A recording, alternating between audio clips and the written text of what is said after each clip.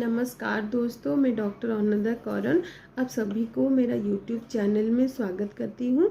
अगर आपके छाती में बहुत ज़्यादा कफ जमा हो जाता हो, हर वक्त घर घर साउंड करता हो, पेशेंट कफ बाहर नहीं निकल पा रहा हो, तो हमारे होम्योपैथी में एक बहुत ही अच्छा मेडिसिन है आर्टिमटर 30। ये मेडिसिन आपको 2 बूंद दिन में 3 बार लेना है। खाने से पहले ये मेडिसिन लेने से आप की छाती में जमी हुई कफ इजीली बाहर निकल जाता है। तो अगर आपको मेरा ये वीडियो अच्छा लगा हो तो मेरे चैनल को लाइक करना, शेयर करना एंड सब्सक्राइब करना। धन्यवाद।